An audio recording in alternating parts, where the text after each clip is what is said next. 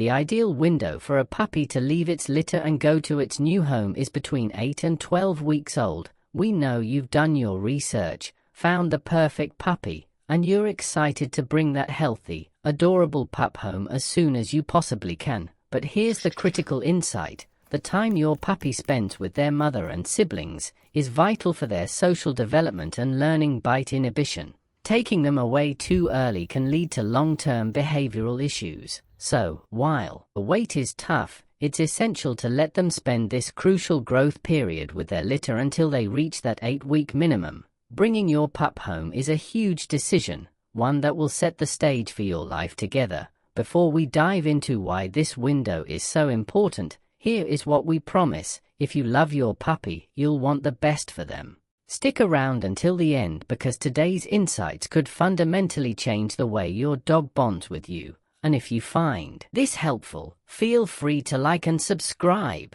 The first month.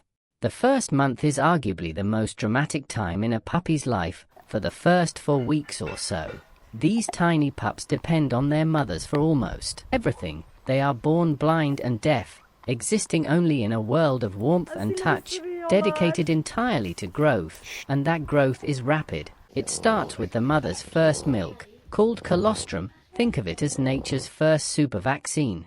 This liquid gold is rich in nutrients and antibodies, giving them an invisible shield of protection against illness, while their own immune systems are still developing. In fact, most puppies will double their birth weight within the first 10 days alone, powered entirely by this vital milk.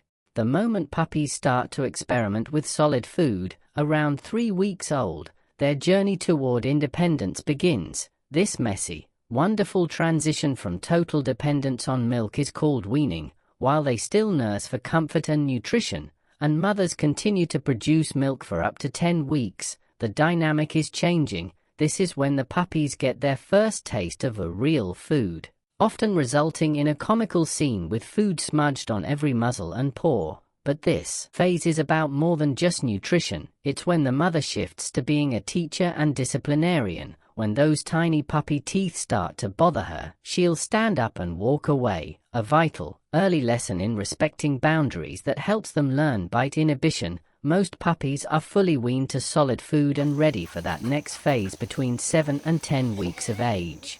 Learning to speak dog.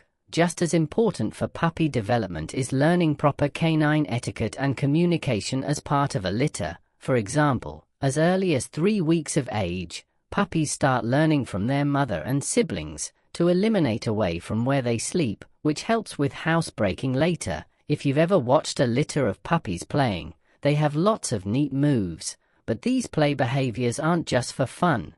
The pups are practicing hunting and communication behaviors that they need to perfect. One of the most important skills that puppies learn through play is bite inhibition and not chomping down too hard. As puppies play, they frequently grab their siblings and mother's legs, tails, and even faces. If a puppy bites too hard, the other will cry out, signaling that the bite was too rough. Moms will do the same thing or may gently correct the puppies for getting too rough.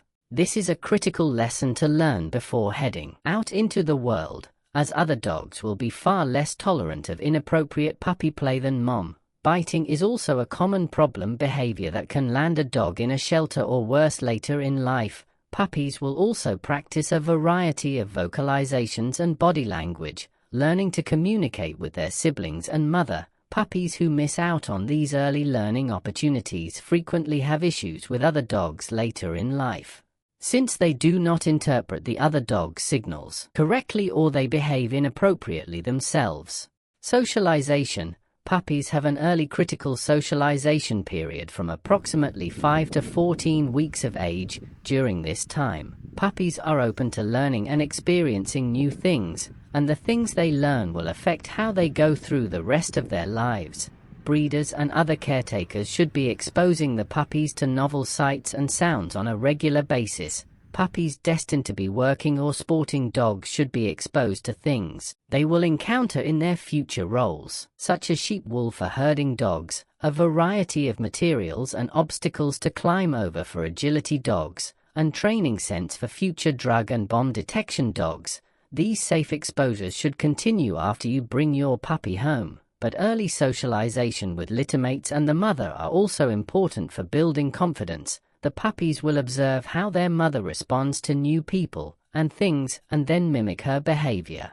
If mom is relaxed and friendly around new people, the puppies will likely be comfortable with strangers. Research has found that puppies who are separated from the litter too early are more likely to show fear, aggression, anxiety, resource guarding, reactivity and inappropriate play biting than puppies who stay with the litter for at least 8 weeks. The ideal time, the exact time that is best for a puppy to go to its new home can vary by situation, but most breeders and veterinarians agree that 8 weeks of age is a good minimum. Some states have laws in place preventing puppies from being sold any earlier.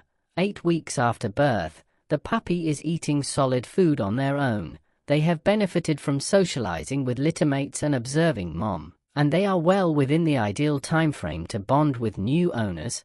Breeders may also opt to keep the puppies until 10 or 12 weeks of age. Toy breeds in particular are often kept with the litter until they are 12 weeks old, because they are so small and fragile. This gives the pups extra time with the litter and still has them going to their forever homes in plenty of time to form a strong bond with their new people, and anyone who has welcomed an adult dog into their home knows that dogs of any age will still bond with their new owners as long as they have had socialization with people. Keeping the puppies longer does mean more work for the breeder, since they are responsible for all the puppies during those extra weeks. But if the breeder is putting in that time and effort to give the puppies a great foundation, then the extra time with their litter can be very beneficial to both you and your new puppy. So, the whole game is about quality time, not just quantity. While 8 weeks is when a puppy is biologically ready to survive away from its mother, 12 weeks is when a puppy is behaviorally and socially more complete, ready to thrive in the world. 8 weeks is good,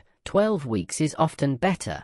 However, this only holds true if the breeder uses those extra 4 weeks wisely by providing constant, positive socialization and environmental enrichment. A puppy kept in a deprived environment until 12 weeks is worse off than a puppy taken home at 8 weeks by a highly proactive owner. The true ideal is a puppy that leaves at 10 to 12 weeks from an environment that prioritizes exposure and behavioral development.